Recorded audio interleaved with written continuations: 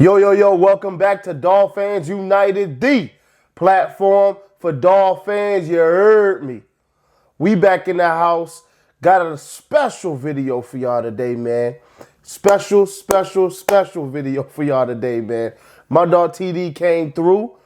We was vibing, put out, a little debate segment for y'all, if you will. Just discuss the draft, the 2021 NFL draft coming up in 48 hours. We discuss some things, picks, what we'll do at 6, what the trade that we did earlier today means. There's some other things in there, things that have you thinking, things that have you taking sides as well, as we debated certain things. But obviously, we kept it light, and we both have strong opinions about certain things. But at the end of the day, and it's something I mentioned in the video as well towards the end, we all have one goal in common, is to see the Dolphins win. All right, so we're a united front when it comes to that. We just have different ways of getting there. All right, so I wanted to bring this special video to y'all. I know I ain't been on as much, but hey, didn't want to oversaturate the social media platforms. Gotta just, you gotta read the crowd. And the crowd's ready for the actual draft. We're about tired of mock drafts, but we do have one more mock draft left. Tomorrow night, around 9:30-ish, somewhere around there, we're gonna go for about an hour. Wednesday night, that is, all right? Wednesday night for about an hour. We're gonna go on, do our last interactive mock draft. I wanna do it a little later this time so more people can get involved, so we can go ahead and make our final picks before Sunday. Can't wait for Sunday. Can't wait to see what happens. The video that we got coming up starts right about now. All right, so we're here with TD. Man, really appreciate you being on the channel, bro. The draft ain't but 48 hours away. All right, so it's already been some big news today. It's already, and I already seen that you had talked about it a little earlier, so we're gonna get right into that. Mm-hmm. What about Eric Flowers, man, getting shipped on out of here? Man, I love it because he underperformed last year for us. At the end of the day, his contract. Well, let me say, when I say underperform, he didn't live up to the salary that we were paying him. I'll put it like that. So, being able to save $5 million on that deal, swap 7th round draft picks, getting an earlier 7th rounder is just a win for Miami. It gives us more capital to pay the draft picks that we're going to be getting in the draft and putting us in a better situation from a salary cap standpoint. So it's a win-win, and I think the future's bright for our Oline. You got all the young guys and they're going to do what they need to do. It's time for them to step up. It's their time. So we'll see what happens. Yeah, I agree with that. I agree. Man, at first, when I was looking at it, I'm like, yo, we fleeced them. Like, we fleeced them. They about to take up all this salary. Oh, that's it. We got them for real. But then when I looked at, we paid $6 million just to get him off the team. It shows you, one, how bad he was actually playing when they looked at the tape. Because there's no way you're going to pay out $6 million if the guy's halfway decent for you. They looked at the tape, and when I watched him last year, every time they hiked the ball, he was getting pushed back. That's not a good sign. If you're getting pushed back every time they hike the ball, I'm not an offensive lineman, but that's not a good sign. All right. Now he didn't always let up sacks or anything like that, but you got to hold your own at the point of attack, and he wasn't doing that. So they had to let him go. We didn't fleece him, but hey, we dumped that salary. We could put it into whoever else, put it into our draft picks, do what we need to do with it. And then plus we move up from 258 to 244. So somebody in the 7th round that we probably wouldn't be able to get before, we have our chance of getting now. Yeah, and it's still a W. Yeah, we didn't fleece them, but it's still a W for Miami. That $6 million was in the form of a signing bonus. And the beautiful part about a signing bonus, you can go ahead and stretch it out over the next 2 years. So you got $3 million this year, $3 million next year. That's why it saves us $5 million overall. And it just gives us a relief that we wanted. It was a win for us. It wasn't a fleece, but it was a win. And I'll take that any day of the week. Yeah, me too, man. Me too. So I want to know from you, personally. Mm-hmm. Well, how do you feel this changes things for number 6? Number 6. You gotta clear me up on Pick number numbers. I don't. 6. Oh, pick number 6. I'm like, Yeah, who is pick number number 6 6. again? Yeah. Okay. Um, I don't. I'm one of those individuals that feel like this has no implications for the number 6 pick. I know it's been a lot of stuff going around that this means they're going to take a tackle, this and that, but I don't think that has anything to do with number 6. This move with Eric Flowers is literally it has no bearing on number 6. I just think the right tackle position they're going to stick with Hunt, and I don't know why a lot of people are thinking otherwise when Hunt last year they had every opportunity to move Hunt into guard and they didn't. And they kept him at right tackle. And then on top of that, a lot of people aren't talking about the fact that Robert Hunt was the number 5 graded right tackle last year in the NFL. And that's huge to be a second rounder. If anything, you think if we did go get a tackle in the draft in the first round, then it's more likely to be replacing Austin Jackson, which is the crazy conversation, you know?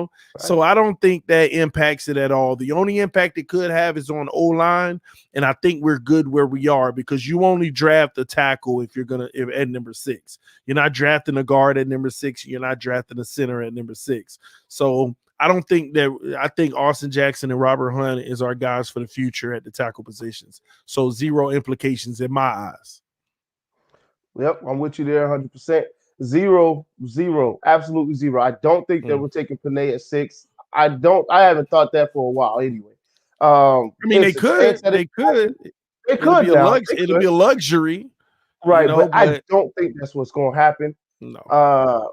There's a lot of tackles out there too. This is a tackle. This is a tackle draft. You want to draft? You want to tackle late? You can get one. All right, this is not one of those drafts like last year where you had to get one in the first round, or you weren't gonna find much good talent. You can find one a little later. I think it's a kid from OSU. This big kid, massive human being. He plays right tackle for them, or he played right tackle for them. Beast. He was a mauler. That's the type of guy we could get in the 3rd round. You know, we're good. We're good. We're set. When it comes to that, we're set. Robert Hunt, I did read that they might be moving him into right guard and then having DJ Fluker play tackle. I don't know. You know, it's all speculation. We'll see what happens. I'm not buying it. Robert Hunt stays outside and Fluker goes inside. That's what I'm saying, because why would you have Robert Hunt play tackle last year for a 2nd round pick? And then he actually exceeds at the position. Yeah, he could have done better, but don't forget, he's a rookie. We say the same thing for Tua. He was a rookie. What about the rest of the rookies? So at the end of the day, if you ask me, he exceeded expectations at the right tackle position. Why are they going to just all of a sudden mess that up and just bet on Robert Hunt to be an even better guard than his progression looked like it's taking him at the tackle position? I just don't see it. I think Fluker goes inside, or Fluker is some depth. Yeah, it's quite possible. It's not like they gave up a lot of money to get him. So, you know, it's quite possible he's just there for depth, especially after what happened with Isaiah Wilson. I don't even know why I'm bringing up his name, but hey, you know, things happen. But we had to move on from that, so we had to get another guy in there. Obviously, if they picked up Isaiah Wilson, it was for a reason, so they just replaced that.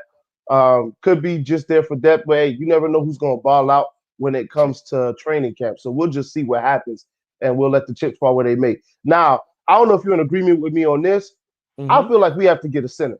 I'm cool with who we just picked up, but I want a center in the draft.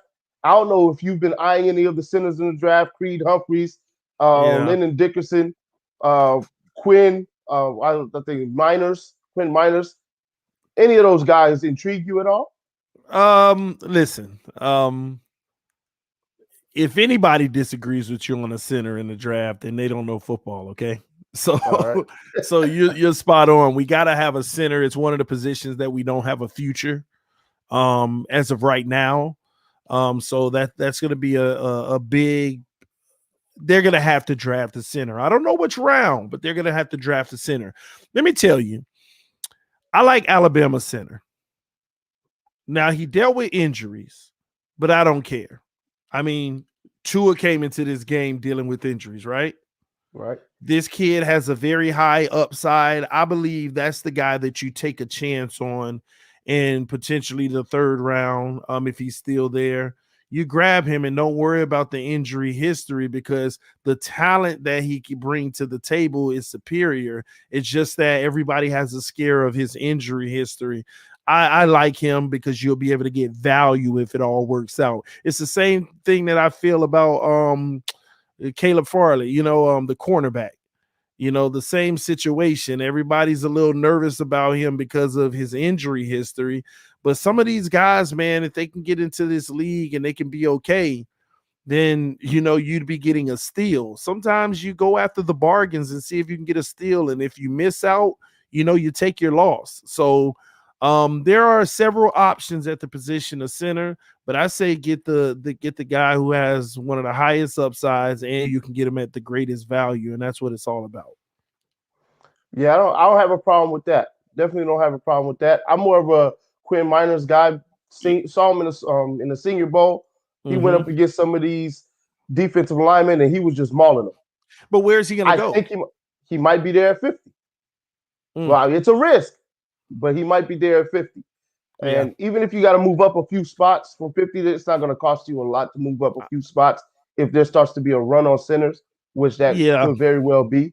And that's my concern. The lack of Right. centers early in this draft makes me, and I don't want to use any of our first 3 picks, but at the same token, I don't think he'll be there at 50. But hey, if he is, once again, that means you're getting a great value for him. Right. Right. I'm hoping he's there at 50. That'd be nice. But yeah, I mean, that'd be great. That'd be great. Because if he's there at 50, because once again, we can't use minors for our 36 pick. We can't. No, that's Now, yeah. if Creed Humphreys falls out of the first round, then we're going to have to consider that. Yeah. Because he's the best of them. But he's probably not going to be there. He's probably going to be in a later first round. Somebody will grab him. So, hey, somebody will grab him. I mean, he's the first center off the board, more than likely. Now, when you talk about injuries, I'm gonna go ahead and bring something up because you said something about injuries, taking a chance on guys. How about taking a chance on Jalen Phillips? How you feel about those concussions, man? See, I'm a huge advocate of Jalen Phillips. I'm such a huge advocate of Jalen Phillips that I would even consider it at 18. Oh no. I know. But hey, okay, let me ask you this. If he didn't have the concussions, would you consider him at 18? Nah. Well, yeah. If he did not have the concussions, I would consider him at 18. But I still like Russo better though, personally. See, that's where it can get a little tricky. Let's talk about it. I get it because Russo is explosive off of the line, but listen, scheme fit. Okay. Our scheme fit. I think Jalen Phillips fits it much better. Coming off the edge, he's a prototypical 3-4 type guy. I believe he converts into. That's why I like Phillips over Russo. I love Russo. Don't get me wrong. I love Russo, but from a schematic standpoint, I would rather Phillips. And again, it's something to be said about a guy who sits out a season and the one who comes, not sits out, but deals with what he deals with. And Phillips to come in and replace you and almost, kill your numbers, And then on top of it, to have the time away from football like he did and have an itch to get back. And the reason why I don't put the concussions as high as other people is because when you have linger every single year, and I feel like maybe taking that time off kind of like wiped that out to a degree. Why? Because he played a full season and didn't have any issues. So that's why I like Phillips. Now, don't get me wrong. He will. I mean, I can go out on a whim and say Phillips will fall to the second round. And that's all good. But I'm also a proponent of if we do trade out of 18 and trade down, get him in the late 20s if necessary, But I'm a huge advocate of his because he's that prototypical guy that under Brian Flores can turn into a beast in this league, in my opinion. And yeah, he may not be an 18 value right now, but his upside in the NFL will be. I hope you're right on that. I do I'm not too. too sure. we need a pass rusher. That's the name of Mm-hmm. the game, right, for us. Pass rusher. When it comes to pass rushing, Mm-hmm. Russo has him beat. That's why I have him a little higher just because of that. Now, versatility wise, based on our defense, how we like to run our defense, definitely Phillips. I get that. But when it comes to just Yeah. rushing the passer, then Russo is my guy because he's got more moves than Phillips has. He's a little more polished when it comes to rushing the passer. But Now, is he going to be able to drop back? No. yeah, in a typical 3 foot, the way we run our 3-4, is he really going to be able to showcase that on a consistent basis? That's the issue. Right. And He's a on one-trick pony. exactly, and then on top of that, about is setting the edge. And I'm not saying that Russo can. I'm just saying, setting the edge majority, but Phillips is going to create more pressure than just getting to the quarterback. I know that sounded a little backwards, but Russo is the guy that secures the deal. Like Russo, I think he's that 4-3 guy that can be a beast on the edge. But Phillips is the guy who's gonna create havoc, keep everything inside, create the pressures, make the quarterback step up into those linebackers, into Van Ginkel, into Strobridge, into all of those guys who are praying into Baker in the middle. And that's what this defense is predicated on. Keeping you in that pocket, containing you, and not letting you get out and improvise with your legs and making big plays with the defense that's already a secondary that's already covered well. And now, since they had to cover more than 6 seconds, they give something up. So I just like Phillips. I'm a fan. I'm just a Phillips guy, so I'm a little biased with that too. So I'll put it like that. Okay. All right. Fair enough on that one. Fair enough on that one. All right. Let's move back to pick number 6. How do you Mm-hmm. feel that's going? What player do you feel like we're going to actually take at 6? It better be Or what do you feel like we're going to do at 6? Are we going to trade down, trade up? What do you feel? It better be Kyle Pitts if he's on the board. It better You be right. Kyle You right Pitts. about that. If Kyle Pitts isn't on the board, again, I'm not mad at a Penei Sewell pickup because it's just you don't pass up that kind of talent. It's not like the most dire thing, but you don't pass up on it. And again, Chase, Smith, Waddle, all of these guys can go, but if like let me give you a scenario. So say, like Atlanta picks up hypothetically Pitts, and this is all hypothetical. Say Atlanta picks up Pitts, and just say that Cincinnati gets Sewell, just hypothetically, and you got Smith, Waddle, and Chase on the board. What I would expect the Miami Dolphins to do is trade down to 9. Try their very best with Denver. I don't care if you pick up a extra trash draft pick. Trade with Denver. Why? Because you're moving from 6 to 9. That means you're guaranteed to get one of the 3 regardless. You're guaranteed to get one of the 3 regardless, and then you might even be even a little more creative because one of the teams between might take a different player, outside of wide receiver. So you'll even have even more flexibility. But if it comes down to where you only have 2 guys on the board, Smith or Waddle or whatever it may be, I'm a Waddle guy. I don't have anything against Smith. I know a lot of people don't like his size, but I prefer Waddle. I just think he's the better overall player with the better upside. I do have my concerns about Smith. Getting off of the block and bump and run man-to-man coverage, in the NFL on this level. Doesn't mean he can't do it, but not at a 6 overall pick value. I don't take that type of chance. But I think we're just fine. We're in a position to control our own destiny and have a lot of bonus possibilities that can come up, like Penei, Pitts, Chase. All of those things are in play. But all that quarterback talk at 6, that's just crazy. I can't even believe they've been talking about that lately. Yeah, nah, that's crazy for real. Like, come on.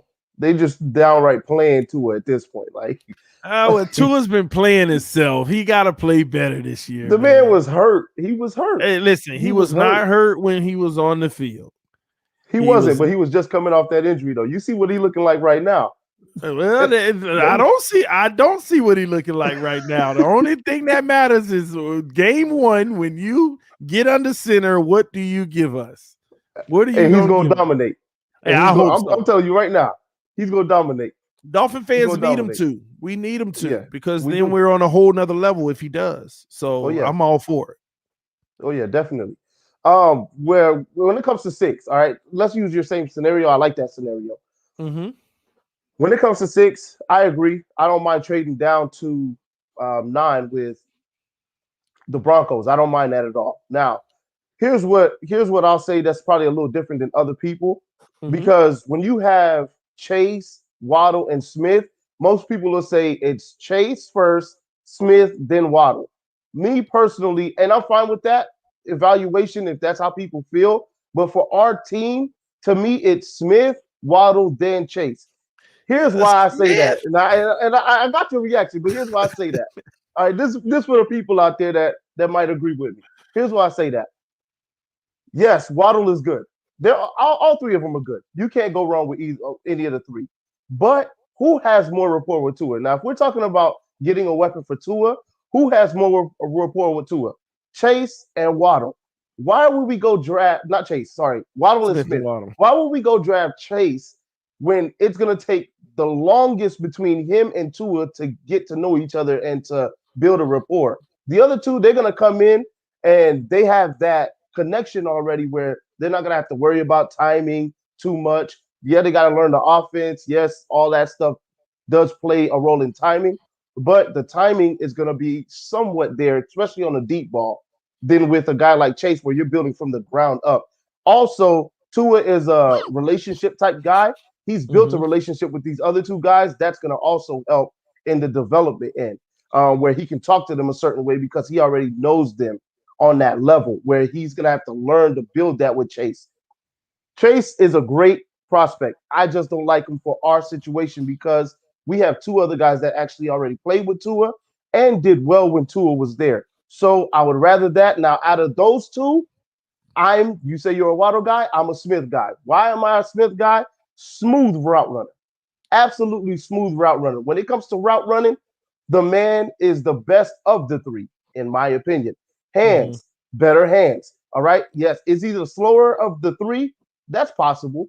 Possible. All right. I read an article where he ran a 10.9.7 and Waddle ran a 10.9.8 in the 100 meter. Who knows who's Yeah. telling the truth? They didn't run 40s. We can't put numbers up to see. But apparently he's not that far behind if he's a little slower than Waddle. So when it comes to that, I'm not worried about it. I'm not worried about speed. Hands, he's got the best hands. Smooth route runner, and I've never seen him get jammed on the line. Personally, I looked for it. I couldn't find anything to show that he's been jammed on the line. Now I know he's not. He hasn't gone up against no Xavier Howard or Byron Jones. So they're gonna show him what it is, because on the NFL level, it's a little bit different. So I honestly I could envision him in the slot where he could take less jams, moving him in the slot where the Okay. DB has to back up where he can't take a jam. But he's the best of the three, in my opinion, for our team because of the Mm. Tua factor. What do you say about that? I totally disagree with about 99.9% of your take on that. Well, let me just break down why. It's just a disagreement. It don't make you wrong at all. All right. So, number one, rapport. None of them have rapport with Tua Tagovailoa. Why do they not have rapport? Because they are 2 years removed from playing with him. That's number one. Number two, they are already calibrated to a whole new quarterback in Mac Jones, who they've been on record saying is better than Tua, whether that was cap or not. Right. And on top of that, this is the NFL. That narrative makes me feel like we're giving Tua an excuse. You have to be able to play and build timing with whatever receiver we bring in. Talent is talent. We got to stop building a team to coddle Tua and build a team to be the team. Not bring in what he's going to need, but he needs to make the adjustment to become great for this team. Not just, it's like a coddle factor that I know. Whatever receiver we bring in, we expect that receiver to do their job, and we expect you as the quarterback to do your job. So as far as the camaraderie and the chemistry, I don't see any of that. I don't see. And on top of it, Tua has gotten used to a whole new set of 10, 12 different receivers already. in Miami, that doesn't even matter when it comes to elite and elite. You know, he just has to be elite and they have to be elite and they're always going to connect. Now, in regards to smooth route running, oh, yeah, that's the little part that I agree that he is one of the smoothest route runners. But you went and watch film and say you don't, you barely see him getting jammed at the line. That's simply because you barely see him getting jammed at the line. Everybody is playing cushion cut 95% of his snaps. He has all the room he needs to maneuver because the DBs are going to automatically respect the speed in the event that they do get beat off the line. But in the NFL, here's the bad part about that. In the NFL, that's also going to be the case about 80% of the time, which is a positive for Smith.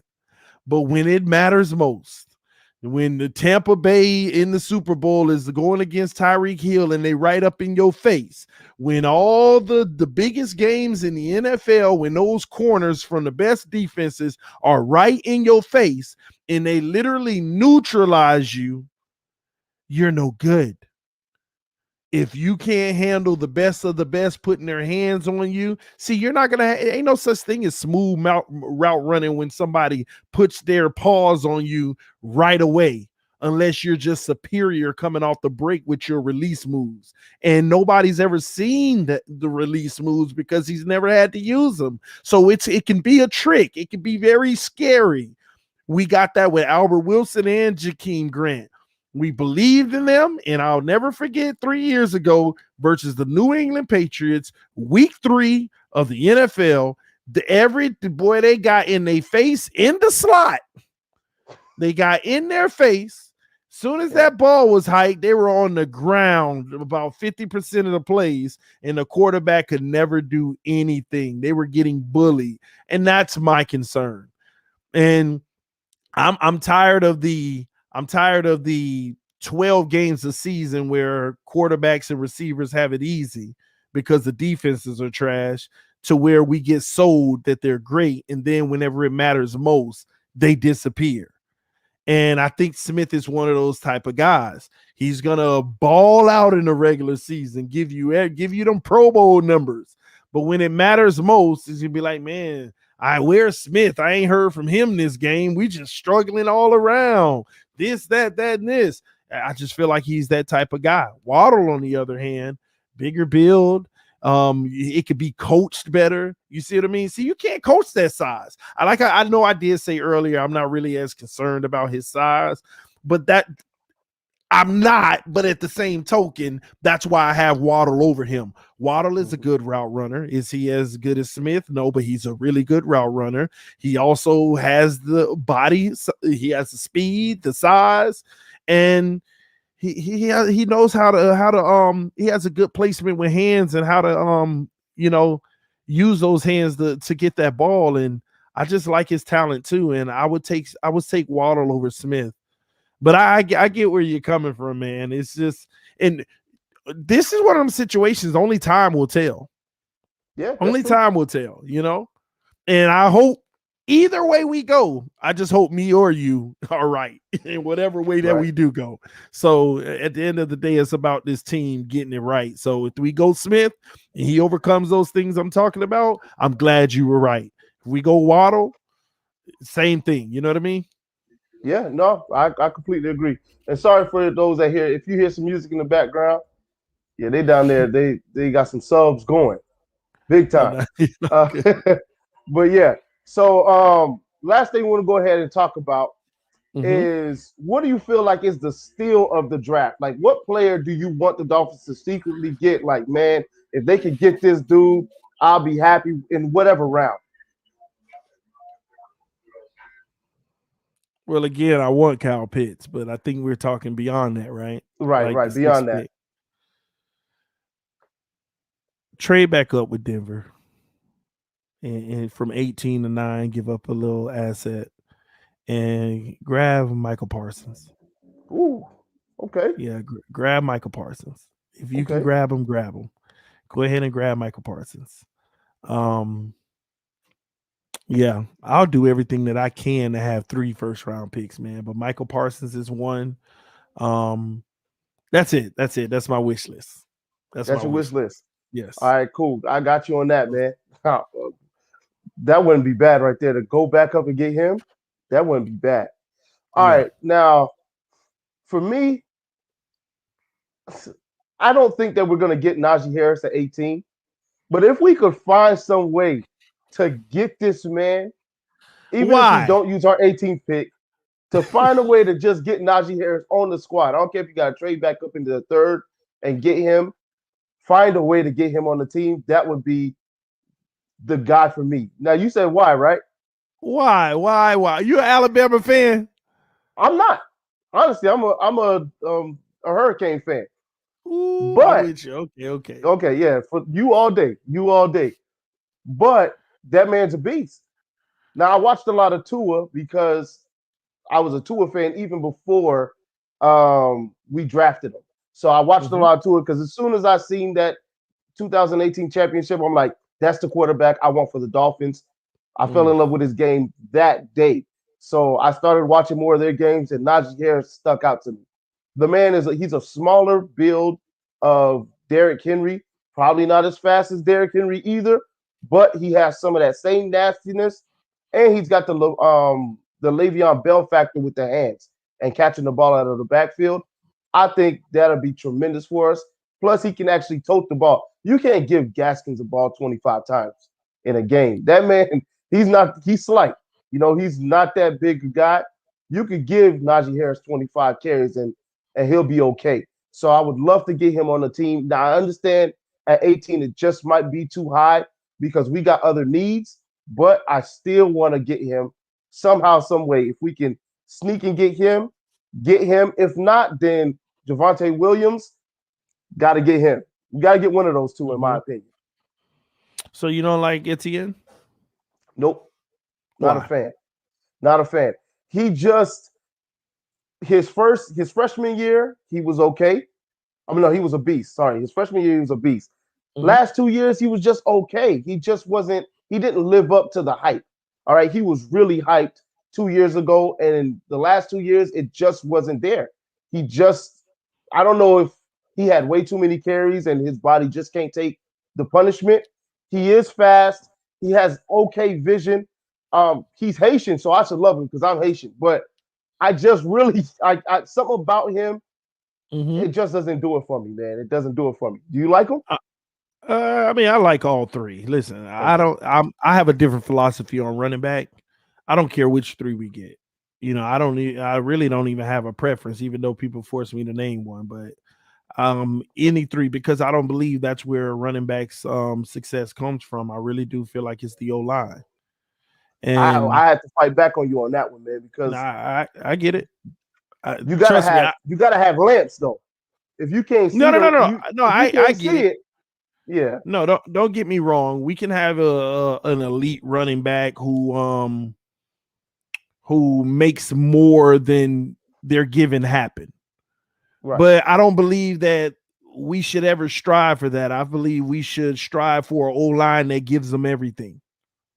Because if you got an O line that gives them everything, you can never go wrong. You're taking care of two things at once versus taking care of one thing and then hoping the other one can have, because trust me, I don't care if we got Najee Harris. If the O line runs block like it has in the last 3 years, people are going to be talking trash about Najee Harris, and it's going to be unfair. It's going to be unfair criticism because it wouldn't be his fault. It would not be his fault at all. I mean, we got guys that, I mean, look at it, man. We had guys, all the guys that we've brought in that have failed to succeed, but then they go to other organizations and they produce a whole lot better. You got Jerry Jones taught me this whenever back in the day, but like 8 years ago, before the Ezekiel Elliott regime, they were the number one. They had the number one running back in the NFL, like 1,600 yards, and he got rid of him. And they cried, "Why would Jerry Jones do something so stupid?" And he came out in the national media and said, literally, I quote, "Shut up." He said, "A Mack truck can run through this line." The next running back 1,500 yards.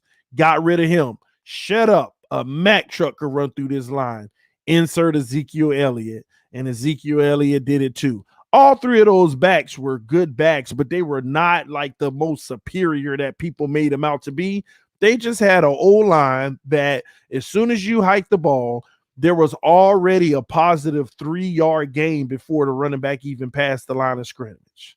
So, again, there are running backs that can make up the difference in struggling when you got a decent O-line, but build this O-line to be superior, and you don't have to worry about that. You know, a lot of the guys that we already moved on from could have been just as good. But even since we don't have that line, I'm all with you, man. Grab Najee, grab Etienne, grab, any one of those guys, Williams. Grab them. Because at the end of the day, we're going to need that if the O-line ain't performing well. So we'll see. Yeah, we'll definitely see. We'll definitely see. Well, man, I don't want to hold you too much longer, man. We definitely we got to do more videos like this. Absolutely, I would love man. to continue to debate you on certain things because I just feel like that's what our community needs. We need to get together with different opinions and then try to. I mean, if we're gonna change each other's mind, that's cool. But get together with different opinions and then find common ground. Our common ground is the Dolphins. At the end of the day, we want to see them win. So everything you say, it's to benefit the team. Everything I'm saying is to benefit the team. We just have different ways of going about it. So I really appreciate you taking the time to come out on the channel and just talk about our team, talk about the draft. Let's hope that we could, first of all, let's hope that we can get Kyle Pitts. That's number one. Whatever else happens after that, it's a win for the first round. And then, day two is another day. But we won day one. If we can get Kyle Pitts, I'm pretty sure we can both agree on that. And what we do at 18, then we can worry about that. But number one, get Kyle Pitts if he's there. I agree, man. I'm all for it, but I appreciate you having me on, man. It means a lot. I always tell people about your channel, man, because you do some great things over here, and more people need to know about you, man. So I try to tell them every chance that I get. So come through anytime, man. Anytime I'm live, if I see you or text me, you got my number. Hit me up. We can join the streams, man, because people need to hear your opinions, man. You know what you're talking about. And I love the fact that you represent Dolphins United, bringing us all together, because I know I could be controversial sometimes. So I appreciate what you're doing, man. Keep doing you, man. Yep, man. Definitely appreciate it. And I'll be on too. Yes. After the draft, I'm gonna stay up a little later because I know you be up late now. I'm gonna stay up a little later with you and get on the stream so we can talk about what happened after the first round, man. Definitely. Absolutely, man. I'll always be there, man. Definitely. I appreciate it, man. No problem. All right. All right, that's it. Hope you guys enjoyed the video. Hope you loved the video. Please like, subscribe, comment, man. And if you're not a fan of TD, please go check his channel out, all right? Please go check his channel out. The man is one of the biggest Dolphin YouTubers doing it. Please go check out his content. Do yourselves a favor. The man, I can't say enough good things about his channel and what his channel does for the Dolphins community. So please go check out his channel. Do yourselves that favor. And if you haven't checked out my content as well, or if you're new from TD, please check it out. And if it's something that works for you, please hit that subscribe button and hit that bell notification so you can get the notifications when they hot, like the Krispy Kreme light. All right, hot and ready. So some of y'all know about that. Some of y'all caught that. Some of y'all didn't. It's all good. Get to know your boy, and then you'll catch some of those little inside jokes. I'll holler at y'all in the next one. Y'all already know what it is. Fins up till we die. I salute all y'all. Love all y'all. I will see y'all on the next one.